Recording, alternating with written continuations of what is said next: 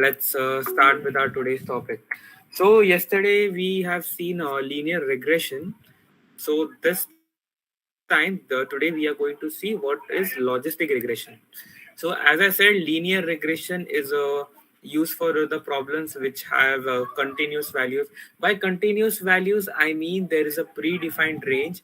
For example, let me tell you, we are going to make a regression model of for y is equal to mx plus c. So here we can say that x is continuous. X can have a particular range. Maybe x is from 1 to 100. It is from 1 to 1000. So there is not a predefined. So there is a predefined range for that. Just a minute, guys. Okay.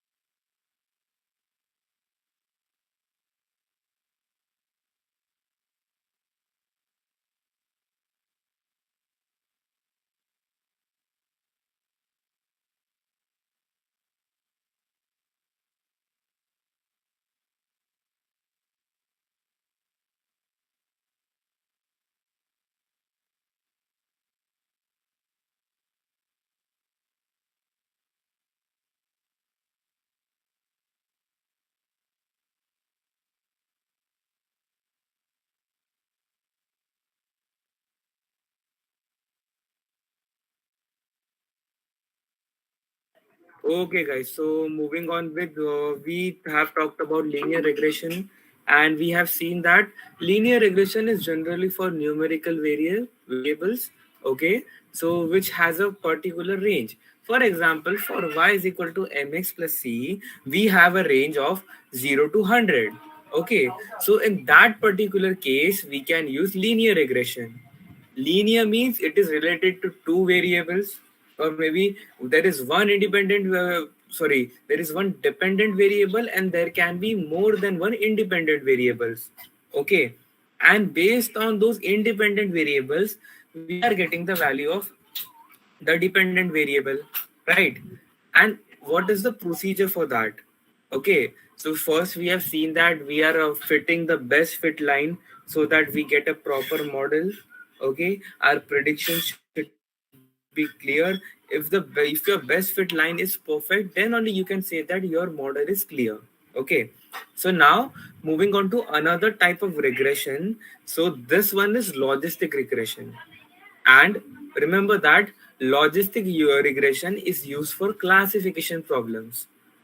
So why am I saying that logistic regression is used for what I can say classification problems? I'll just let you know in the further slides. Okay. So yeah, what is logistic regression? Logistic regression is not continuous. It predicts whether a prediction can be either true or false depending on the values. Okay. So what do I mean by this? Okay. So just consider that you have a set of weights.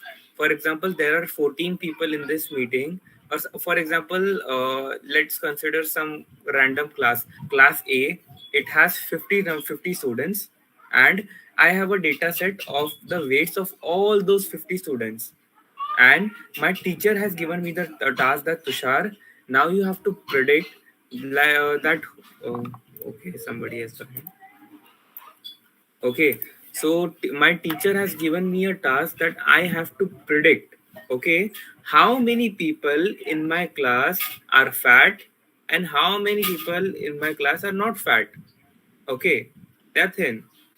So I have to make a model, okay, which classifies my entire class into two sets, into two different sets, which is one is people are fat and the another one is people are not fat. So can you rewind what I said in the first slide? It's the logistic regression is basically used for classification. So now did you get it? Why is it used for classification? Because logistic regression divides a particular problem statement into two different sets. For example, we have to divide whether a number of person in a class are either fat or either thin. Okay, so there are only two possible values for that particular person. Either he can be fat or he is not fat, right? So you can say that it is like 0 or 1. For example, 1 means that the person is fat and 0 means that the person is not fat. Okay, so as we have seen that in linear regression we have the best fit line. Okay, but in logistic regression we have a S-shaped function. So I'll just tell you what is that. Okay, so just consider this line. Okay, fine. Okay, so let's assume that these are the different points, and this is the line which I have drawn. Okay, this is for linear regression. Okay, and this one which I'm drawing is for logistic regression. So here, instead of a best fit line, I get a S-shaped curve. It's not totally S actually. It's what I can say. It's not properly S. It's like this, something like this. Okay. So in linear regression, we had a best fit line, and in this case, we have a S function. Okay. So just remember that in logistic, I am writing it as LOR, logistic regression. We have a S function. Okay. And based on this particular S function, we predict our values. Okay. On this basis, we predict our values. Okay. So this is it. And as I said, so on the basis of the weight of the person, it is classified into two different categories. Hence, we say that it's a logistic regression. It's a classification problem. So as I said, logistic regression is used to classify the problems into two different parts. Either a person can be fat or else he can't be fat. Okay. So it's dividing the problem, it's classifying the problem into two parts. Okay, so that's why logistic regression is used in a classification problem. And in linear regression, what we had a best fit line. Okay, and in logistic regression we have a S-shaped function. Okay, okay, okay, fine. So do you guys understand? Do you have any questions? Do you want me to repeat it or is it clear? No question right now. Perfect. What about others? You guys can write it in the chat box. Clear. Okay. Akash Aditya says clear. Perfect. Okay, guys. So today's session will be will be quite short because Mr. Smith is not well. Okay, so we will wind up this session by 7:30 or by 7:45. Okay. So now moving on, in the above example, we are predicting obesity on the basis of weight, something linear. Yes. So regressions are always interconnected. Okay. There are similarities between different types of regression. Okay. Like in linear regression, we used to predict a particular value based on another value. That means we were predicting the dependent value based on the independent values. Okay. So here what we are doing, we are also predicting the obesity value. It's not a particular value, but we are predicting a particular term or particular variable, which is obesity. Okay, we are predicting obesity means either a person can be fat or he can't be fat. We are predicting that basis on the weight of a person. Okay, so it is something similar to linear regression, but it is used for a classification problem. Okay. So as I said, in linear regression also we can have infinite number of independent variables. So same is in this case. Okay.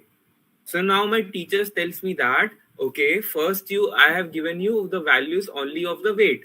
Okay. So now I conducted a test. Okay. I told each and every person in the class to run for 10 kilometers or maybe 100 kilometers, and I counted the stamina. Okay. how long they can run and for how much time. Now I'm providing you that values, as well as I have conducted a biological experiment, and I am also providing you the genotype values. Okay, so now you have three values, three different values, and accordingly you have to predict, okay, whether a person is obese or not. Obese means a person is fat or not. Okay, so in this particular case, as you can see, I have included genotype. Okay, so genotype is obviously a categorical data, but then also this can be converted into numerical data. As I said, there are some methods encoding. I guess you remember that.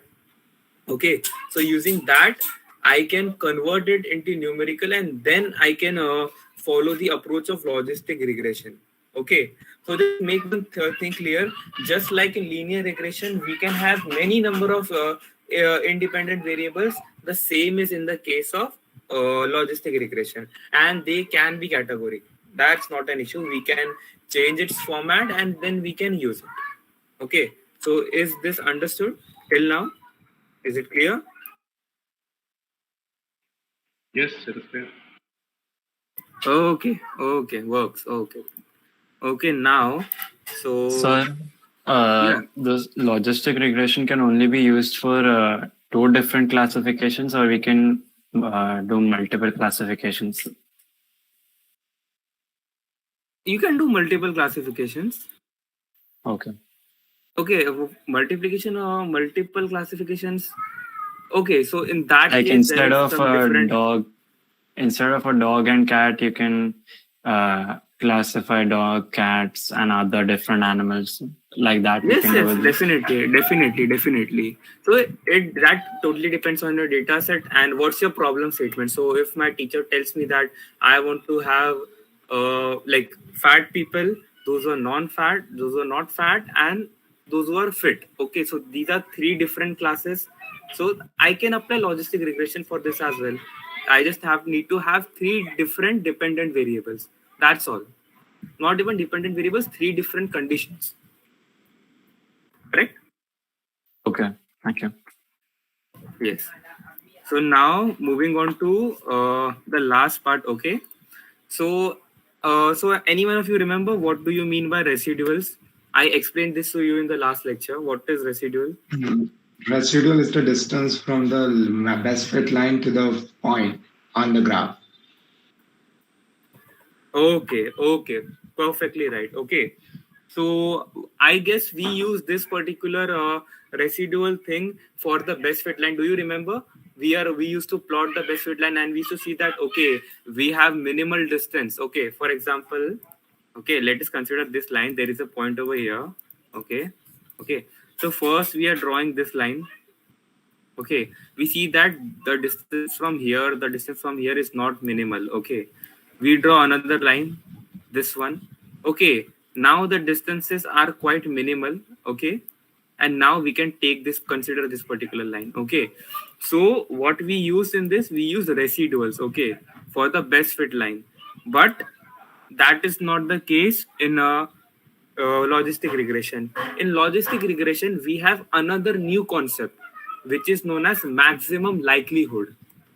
Okay, so it's a very big concept. Okay, there are various factors which are available, which are there in this particular concept, but those are not important for you. So I'll give you a very simple definition of maximum likelihood. What do you mean by likelihood? Can someone tell? Probability of something happening. Tushar is disconnected. Let us I'm back. Oh.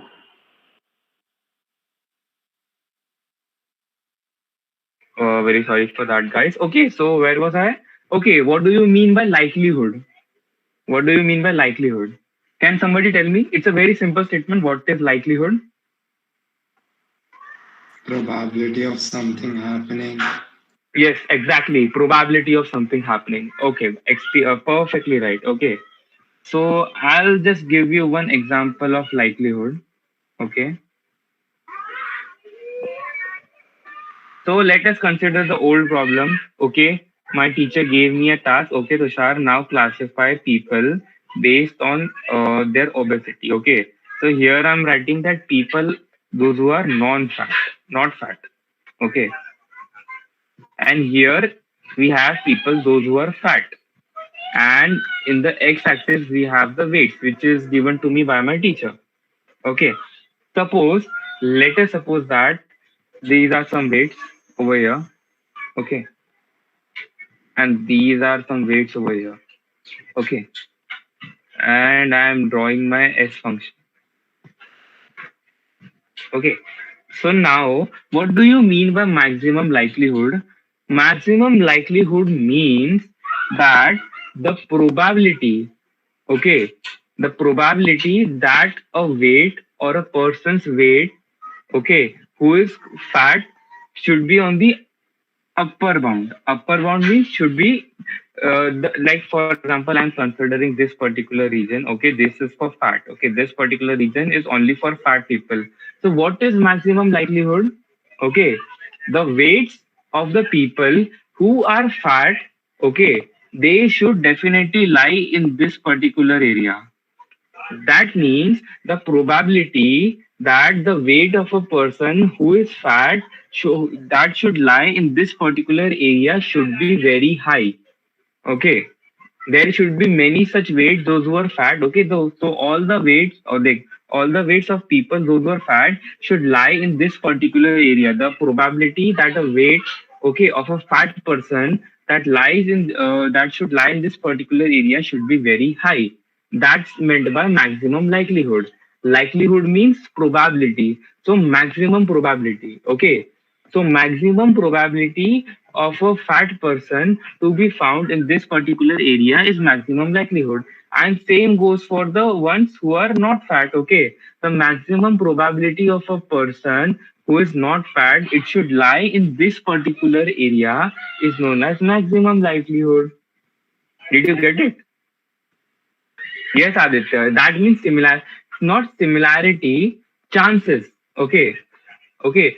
For example, we are flipping a coin. Okay. It has two outputs, either heads or tail. Okay. So what is the probability that you will be getting a head? 0.5, right? 50-50 chances. Either it will be a yes or it will be a no. Yes, exactly. 50% chances. Right? So that's the case. Okay. The probability should be higher. For example, if I am a not fat person, okay, so definitely my weight should lie in this particular area. The probability should be very high. Okay. And based on this particular concept, okay, for example, I am drawing this particular weights. Okay, according to maximum likelihood, and we choose a S function, okay, which has the maximum likelihood. Okay, we choose a S function which has, for example, I am choosing this particular S function, okay, but I am not getting the maximum likelihood. Means the weights which are lying in these two areas, okay, are not fitting according to the conditions. So what I'll do now, I'll take another S function, and now I'll compare, okay, maximum likelihood is higher or not? Is it higher? Yes, it is higher.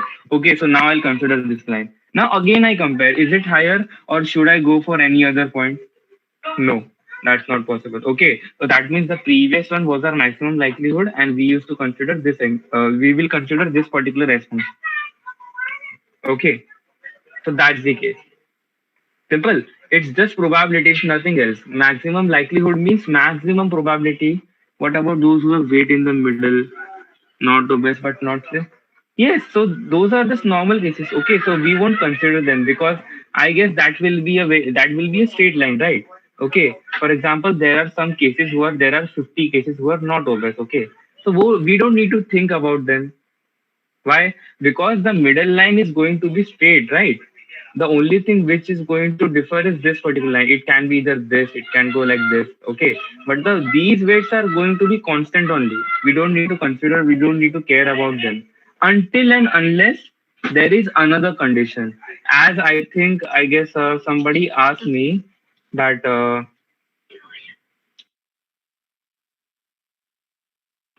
It was there in the chat before. If we have more than two classifications, what do we do?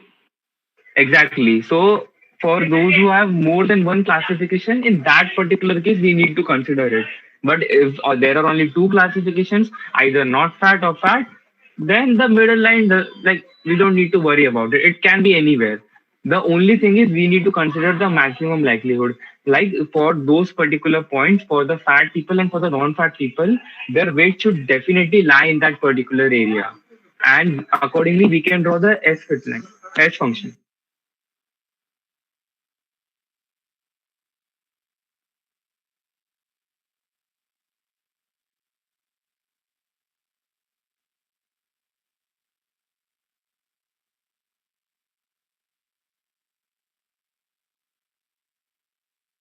Definitely, it will change on the basis of the data. If you have more number of weights of fat people, then definitely your S function will differ, right? Okay, let me just show you.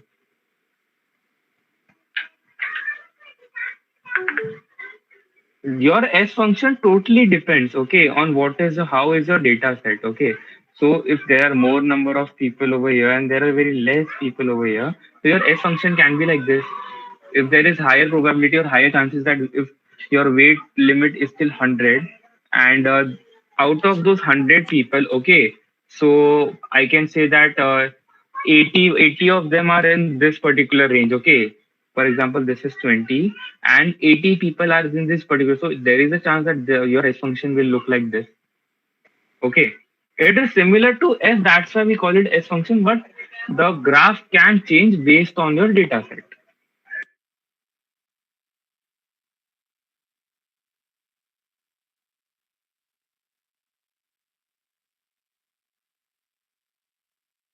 Is it understood?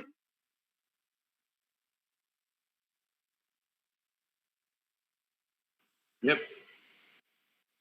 Exactly. Just by looking at the graph, you can tell a lot about the distribution. Exactly. So that's why plots are very important. Okay. So I'll just give you an information. Like we will be doing this while we will making the project. Okay. There is something known as exploratory data analysis. Okay.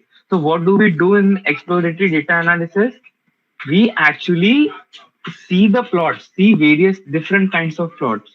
Okay. And based on that particular values, based on how the graph is looking, we know very much about the data set.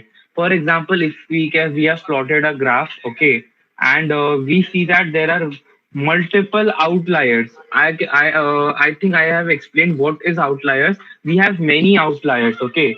So that seeing that particular graph, you can say that yes, my data set contains a lot of outliers, and if I don't remove them, then definitely I won't be getting a good output.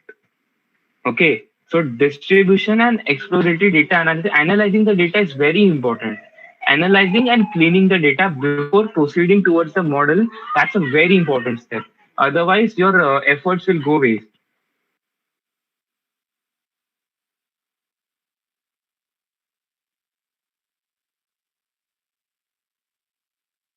Okay. So is it understood? Can we continue? Okay, great.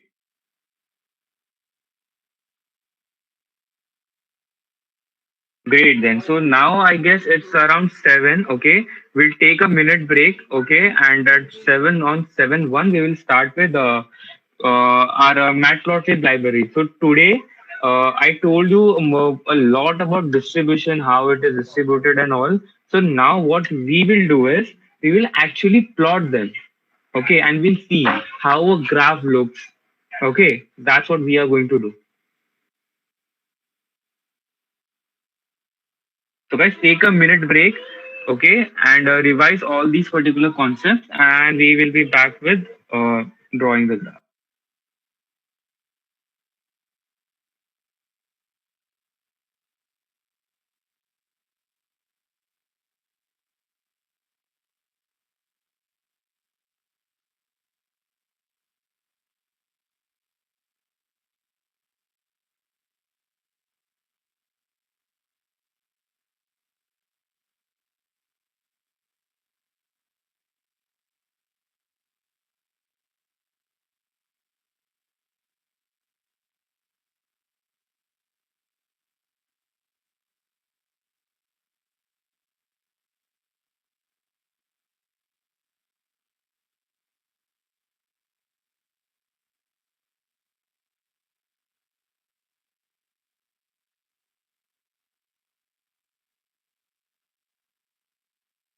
Is my screen visible?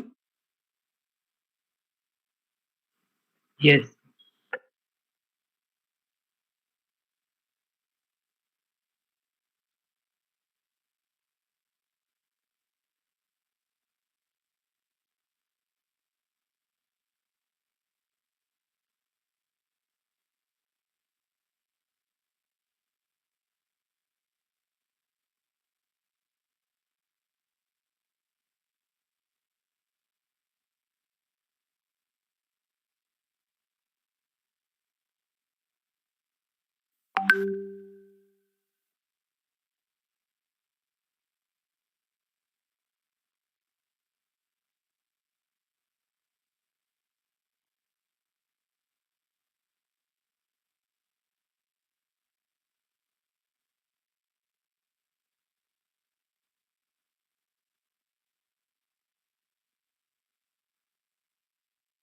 Okay, guys, we'll start in another minute.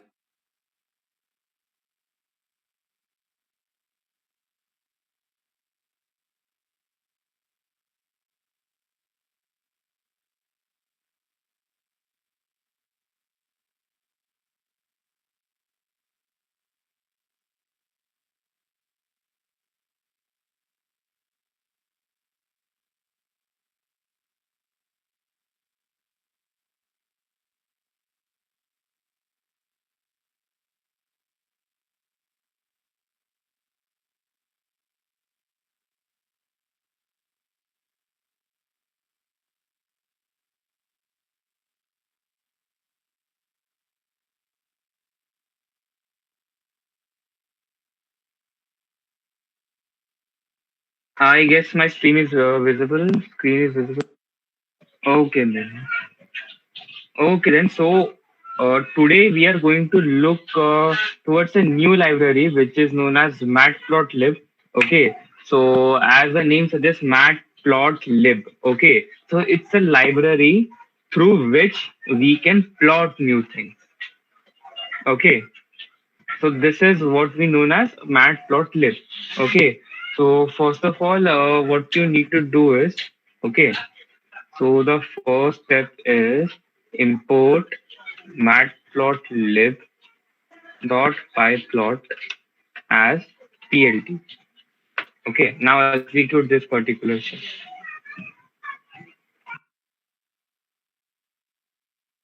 Has everyone done it? Have you started executing in your collab? Yes.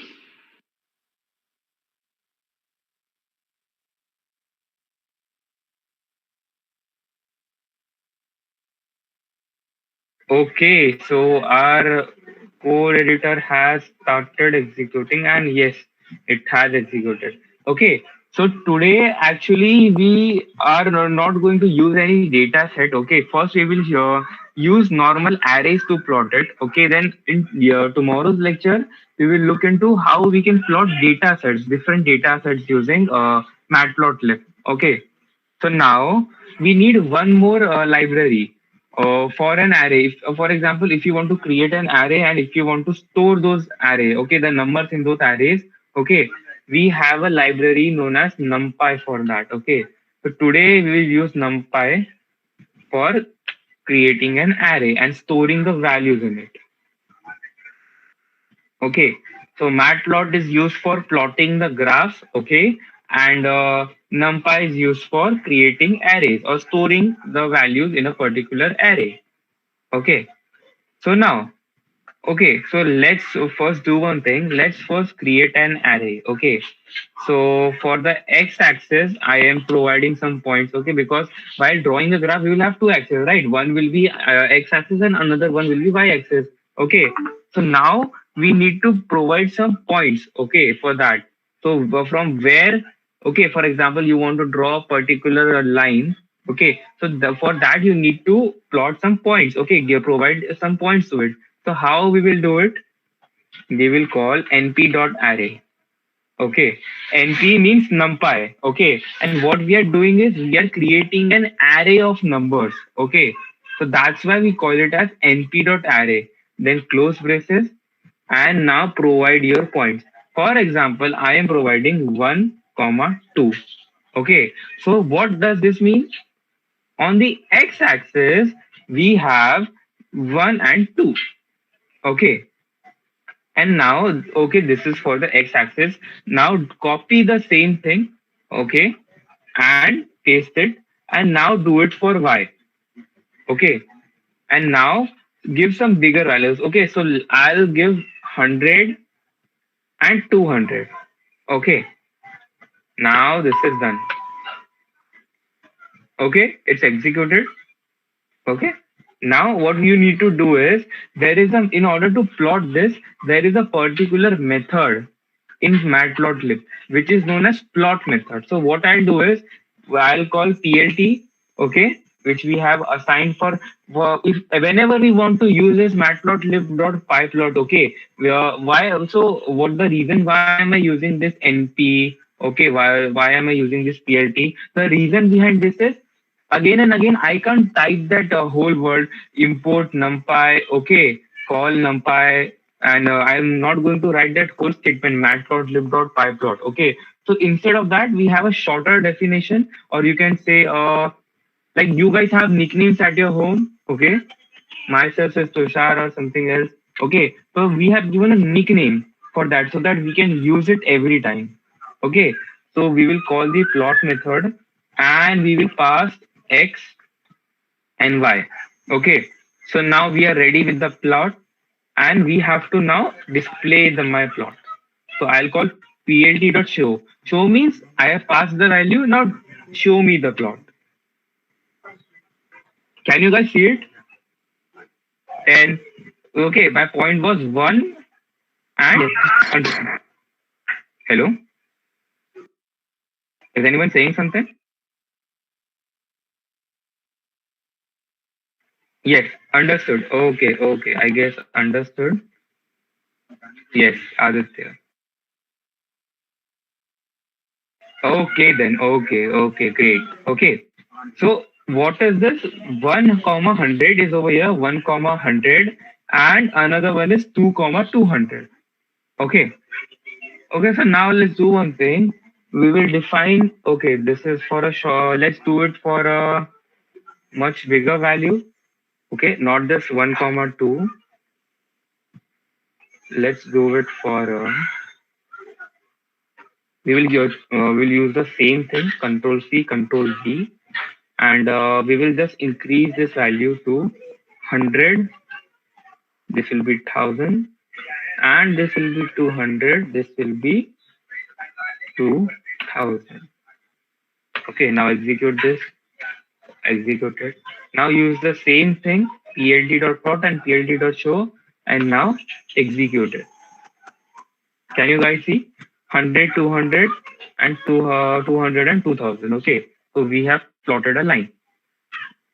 Now let me do one thing. Let me just change this to 0. Now you can see the change. Okay, now it's this. Now it's like this. So have you guys executed it? So this is how you are, for example, you are having a column of weights. Okay, your weights is just like this array. Okay, x and y.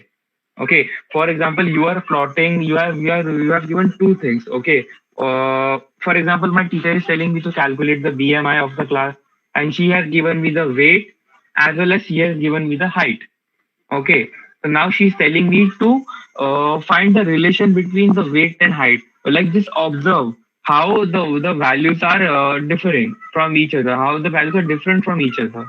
So what I'll do is, I'll just pass the height and weight like I did in x and y, and accordingly I'll use plt.plot and plt.show. Okay, so this is how we plot a particular line. Is it understood?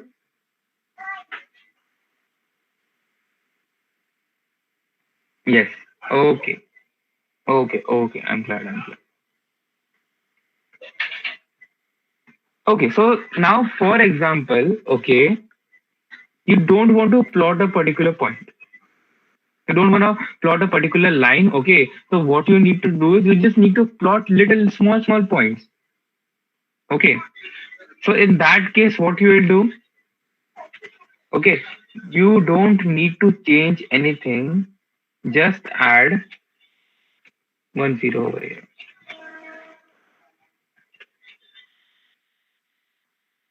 Okay, unrecognized character. Okay, so what you need to add is you just need to add this O over here. Okay, just add this particular O, and what you can see is your points have been plotted. That's all. Okay, so this is how you plot. So only difference between plotting a line is you are in the line you don't need to include this particular symbol, which is O. And while plotting a particular points, if you need to plot two particular points, you can use this particular symbol and you can plot two particular points. That's all. Is it understood? Okay. So now do one thing. I am giving you 2 minutes. Okay. Try some random combinations. Okay, of your choice. Okay. It's 7:10 right here. Okay. Have some random combinations of your choice and perform these two steps. The first one is draw a line, and the second one is plot 2 points. Do this. This is a task for you.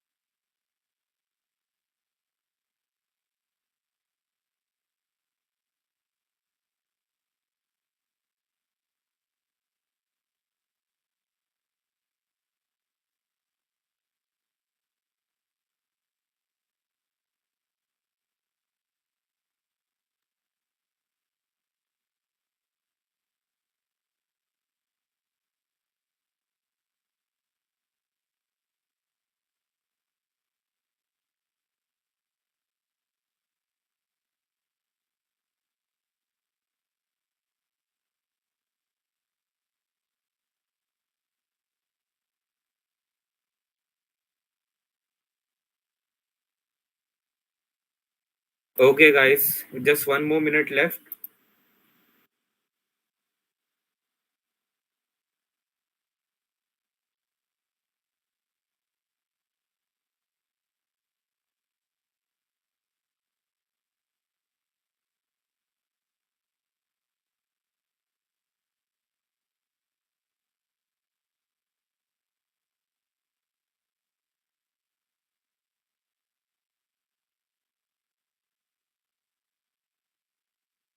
Okay, guys, so have you executed it? Just write yes, yes in the chat box.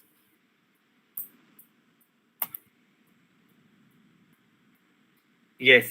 Okay, great. Okay, so Akash, what all points did you consider? Akash, Dipali. So write down your points as well, okay, which you have considered. For example, for the line one, you have considered, as I have considered, 2,200. So what did you guys consider? Okay, minus 1 comma 12 and 1 comma 10. That's great, Akash. That's great. Something unique. Okay, great, Akash. Great. Great.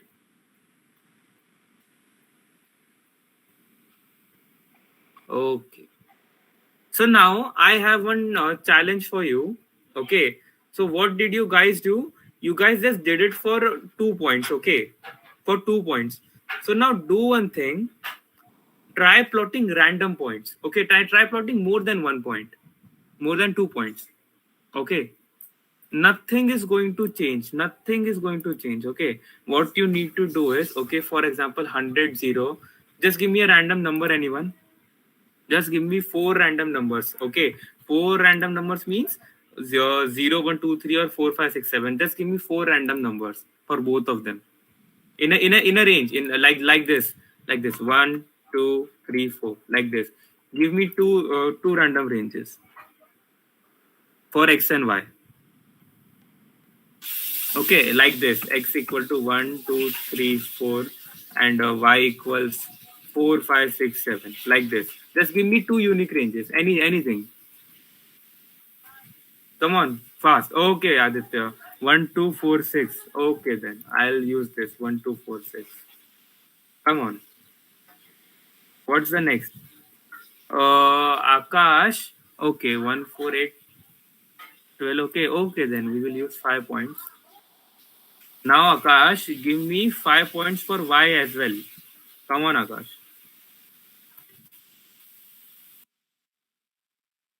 You have given me points for X. Now, okay, 5, 10, 20, 25. Okay, fine. Fine. Now I'm not using this O. Okay. So this O generally represents that you have to plot 2 points. Okay. So that's why you're writing O at the end. Okay. Now let's see. Why is it taking these particular values? I guess we can write x1, y1. Okay. Plot x1, plot y1. And then, I think you need to execute the earlier one. yes, I haven't executed the earlier one. Yes. Right. Okay, guys, can you see it? It is plotting all of them. I guess, Akash, you have taken a very linear point. Okay, so I'll take something else. Okay, so let's take 1, 4, not 4. Let's take 1, 2, 6, 8. Okay, and 12. Okay, and for this, we can take 3, 7, 2, 10, and 25.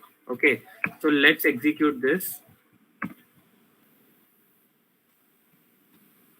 Okay, I've added an extra L over here. Okay, so guys, can you see it? That's a random curve. That's a random curve which I have drawn. Okay, so now let's do one thing. Just give me a complicated array. Okay, do it on your machine. Okay, take a very complicated array. The graph should not be linear, it should be a zigzag graph. Okay, it should be discontinuous, it should not be a continuous graph. I want you guys to make a discontinuous graph using the input values of X and Y. Come on, guys, do it. You have 1 more minute. Okay, it's 2 minutes. It's now 7:18. You have time till 7:20. 2 minutes. Make a random graph. Okay, do it, guys. It's a task for you.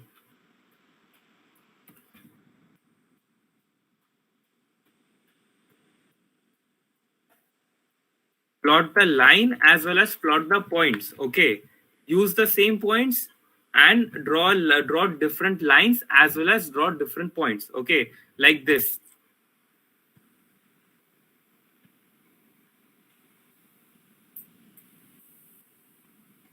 Like this, guys.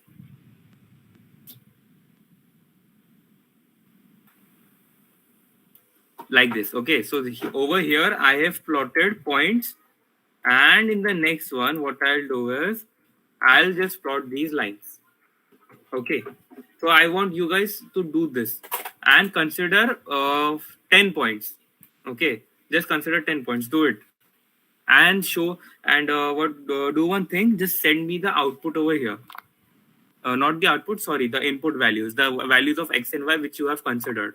Okay, just write it in the chat box. Through this I can check that how many of you guys are actually executing these commands, because this is what you have to do while you will be coding your machine learning model. This is important. Come on, guys, do it. You have 2 minutes.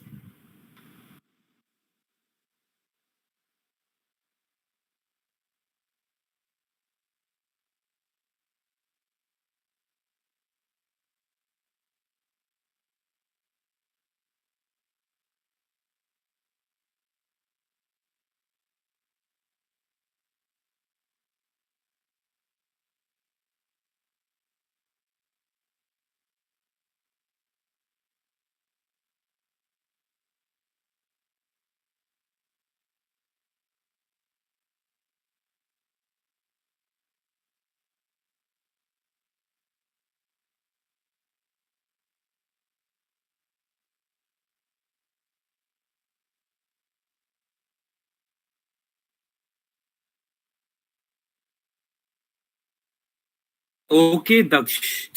1, 2, 3, 4, 5, 6, 7, 8, 9.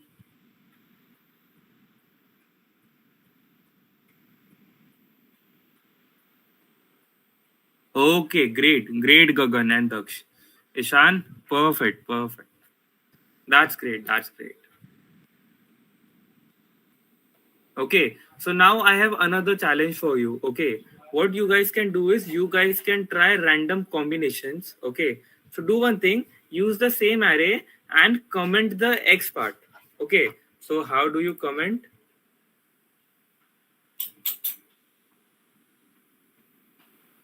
This is how you comment. Okay, do one thing. Yes, yes, yes, yes, yes. Comment this part. Okay, so in collab it's hash actually. So what I'll do is over here I'll just remove.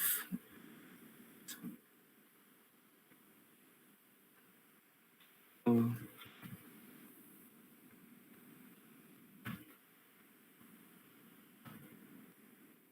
try this. Oh, sorry, I forgot a comma. Okay, so do this. Okay, only y will be plotted. Only x will be plotted. Do this. Try this.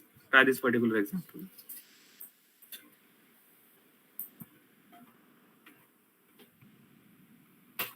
Plot only y points or plot only x points. Like this. Just comment that part and plot only x and y points. You can also do that.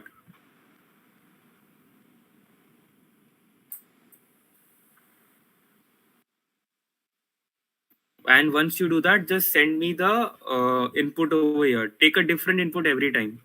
Try various random combinations. Because every time you are not going to get a linear and continuous data. There may be chances like in this case, as Daksh has considered, after 35 in the y value, there is 221. Okay, 221 is a very big value, and after that, his value suddenly decreases to minus 62. Okay, so there is a big change in the numbers. Okay, so that's why you need to try different combinations so that you can analyze. Okay, so how your graph is changing. Okay, Aditya, 10, 20, 40. Perfect, perfect. Good, good one, good one.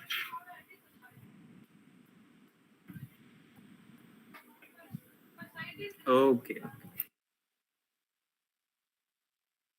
I just wanted to ask one more thing. Okay, so do you guys know how to use GitHub? Do you guys know the basic commands of GitHub? I want everyone to unmute their mics and say it. No. Daksh says no. No? Everyone, it's a no? Just write no in the chat box. So today's session, I guess we have covered everything. Matplotlib is also covered. We covered logistic regression as well. Still, we have 5 minutes. So do you guys want to learn something new? How to manage GitHub? I guess many of you have heard the word about GitHub. Okay, so can somebody just unmute apart from the second years? Okay, I guess second years know about it. I want the first year people to tell me, has anyone heard about GitHub? What is GitHub and why do we use GitHub? Just a one-line definition. Okay, Aditya and Abir says yes. Come on, guys, unmute your mics and say, what do you understand by GitHub and why do we use it?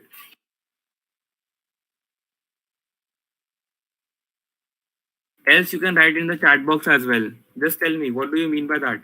We have 5 more minutes and we can definitely do something. To store repos. Yeah, good, Aditya. But what are repos? What do you mean by a repository?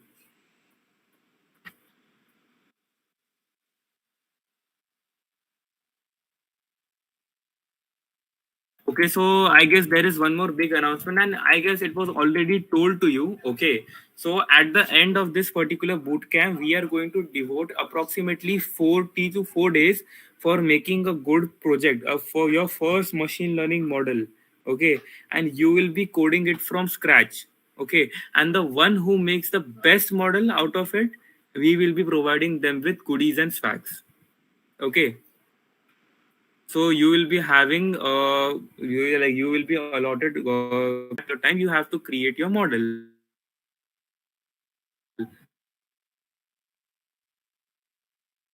And the one who provided with swacks and goodies. Okay, so for that we are going to use GitHub for submitting your projects.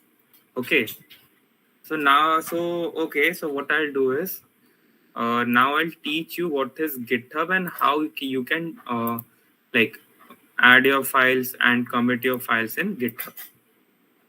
Okay, so are you guys excited? It's a new thing for you guys, a place where we keep our projects and people over there find bugs and report them. Yes, absolutely. GitHub is also used for collaborating on various projects. Okay, for example, Daksh, Ibir, Aditya, and Dipali. Okay, all four of you are working on a project, and GDSC has provided it to you in the future. Okay, so now Aditya and Daksh, both of them wants to make any changes into the project. Okay, so it's not possible to do it at the same time. Okay, first Daksh has to do it, and after that Aditya can do it. Okay, so in order to make contributions, okay, at the same time, what we do is we have something in GitHub. Okay, so you can create a pull request in GitHub, and your code will be merged with the main one. Okay, so this sounds Dylan says GitHub is a place where we store our projects, can be so different versions of. Yes, what do you mean by versions of the project? Okay, so different branches. Okay, different changes in the code, that's what you call it version. Okay, so people make changes in your code, they create a different branch and they store their changes in that particular branch. Okay, this all is very complicated. What I'll do is I'll just show you a small demo. Forking, exactly, forking. I'll also teach you that, but not today, maybe after some time. So is my screen visible?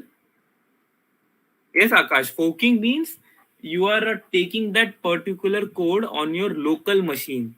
Or for example, if somebody is having a GitHub repository and you are not the contributor, you're not the owner of that repository, but still you want to make some changes in the code. You want to get that code on your machine. So what you will do is you will fork that repository. What do you mean by forking? Creating an exact copy of the same code on your local machine. That's what we call as forking. Okay, so now go to github.com. Okay, everybody just follow these particular steps with me. Okay, and keep writing yes in the chat box. Just go to github.com. I've shared the link in the chat. Go to this particular site. Okay, do the signing and everything. Okay, what I'll do is I'll just sign out from this account and I'll sign in from other account. This is my another account. Okay, it's asking me for a verification code. No issues. We will use my old account itself for this. This is it.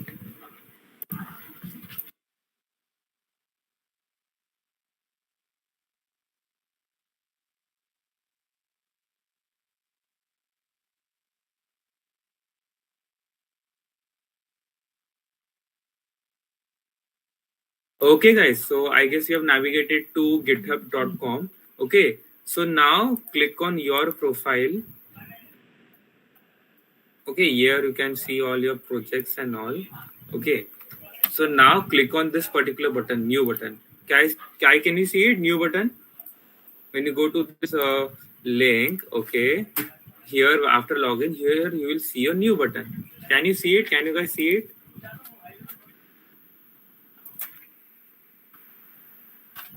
Or else do one thing, go to your repositories, okay, and then click on me. That's also fine. So are you guys with me? Yes. Okay, yes, you can do it. Okay, so entire repository name. Okay, so what should I write here? Okay, so I'm writing ML Bootcamp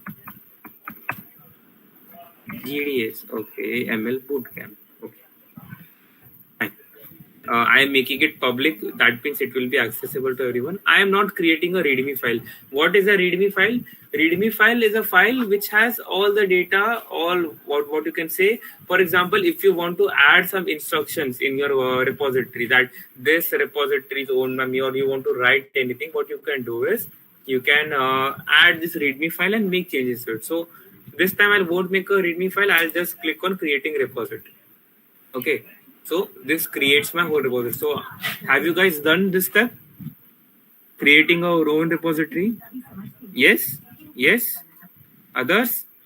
I can only see Pratima and Aditya have done it. Okay, Aishwarya also has done it. What about Daksh, Ahem, Dipali?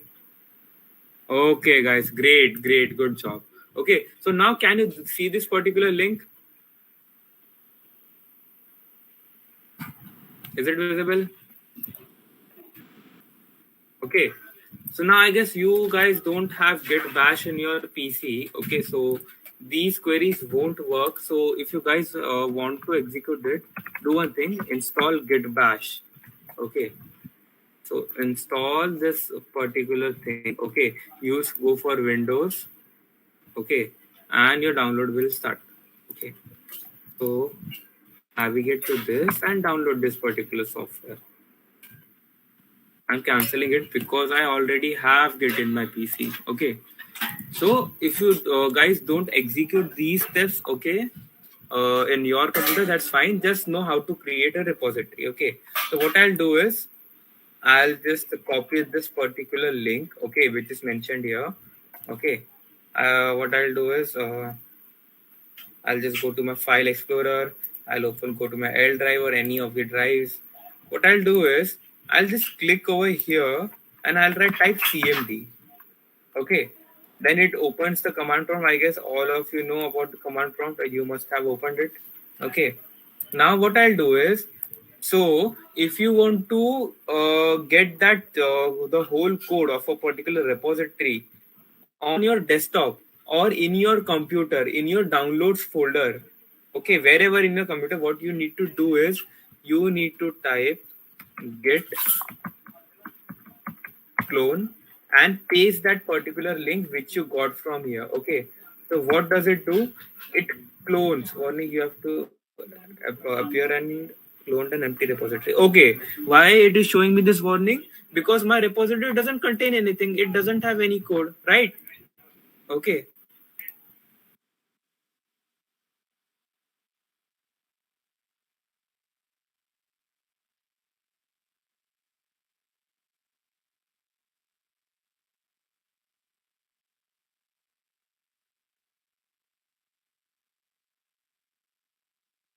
Okay, guys. Okay, so you must have cloned, and over here you can see something known as ML Bootcamp. Okay. Okay, yes, cloned. Okay.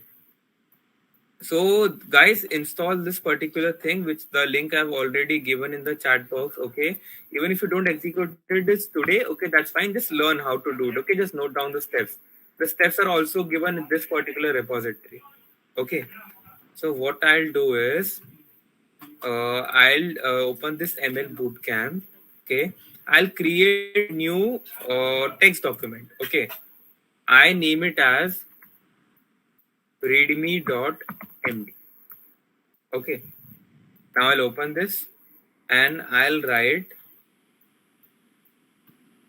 machine learning bootcamp organized by GDSC AUM in collaboration with algorithm. Okay, this is what I've written. I'll save this particular file. Okay, and I'll close it. Okay, so all the content which I've written is in this particular file. So now what I'll do, okay, I have made changes in my local destination, that is my computer. Now I have to push it so that it is visible on my GitHub page, in my GitHub repository. So what are the steps? Okay, first initialize. It is already initialized. Add readme, I've already added. So what I need to do is commit. Okay, but before commit, what you need to do is git add. Okay, I've just added the readme file. Okay, so what I'll do is I'll go here, I'll again click and type cmd. Okay, now type git add dot. So why are we adding dot? What is the reason behind that? Dot means you are adding all the files which are present in this particular destination. For example, if I had another file over here, that file must have what I say added. Okay, added for what do you say on that particular machine. Okay, so now git add dot, that means all my files have, you can see there are no warnings, that means all my files are added. Okay, so what is this? Now you have to commit. Okay, just follow these steps. Okay, nothing else, just follow these steps. Git commit, first commit, click enter. You can see master root commit, first commit, one file change, one insertions. Okay, so what does this mean? Master, what does master mean? Master and root. So these are your branches. Okay, so as I said, there is a single branch where all your data is saved and you can create multiple branches. So this is the main branch, which is known as master. Okay, now what you need to do is, now everything is done.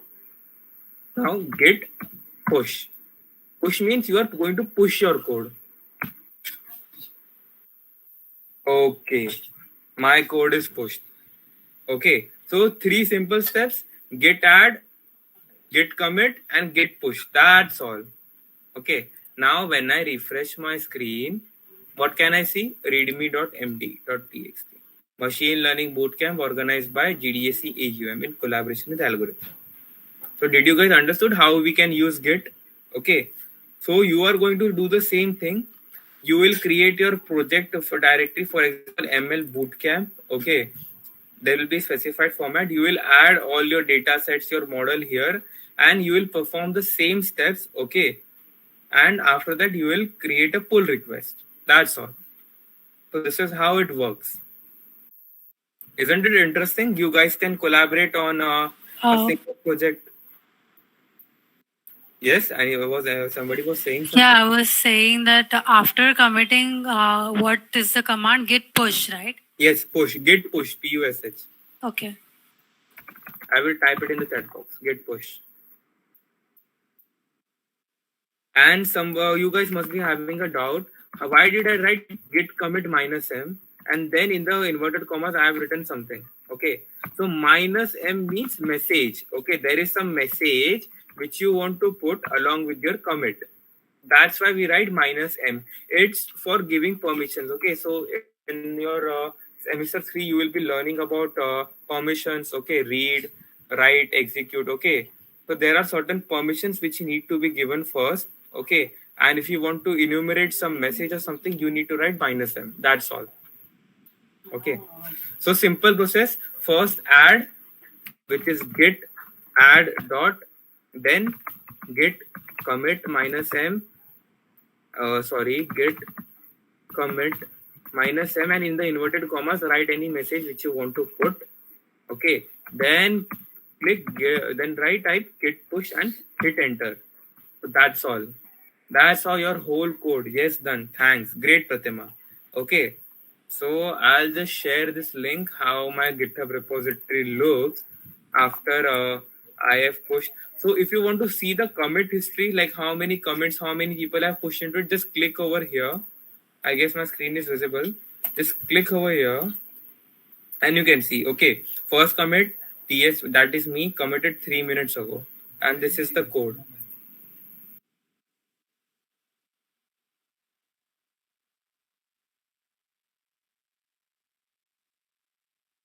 So is it understood, guys?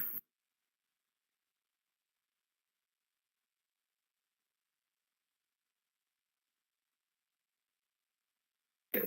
Perfect, guys. Perfect. Okay, so guys, do you have any doubts in logistic regression in Matplotlib or in this particular operation on how to upload all your data on GitHub?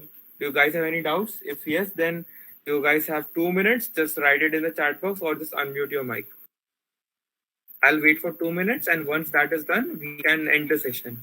Those who don't have any doubts, they can leave. Goodbye. Okay.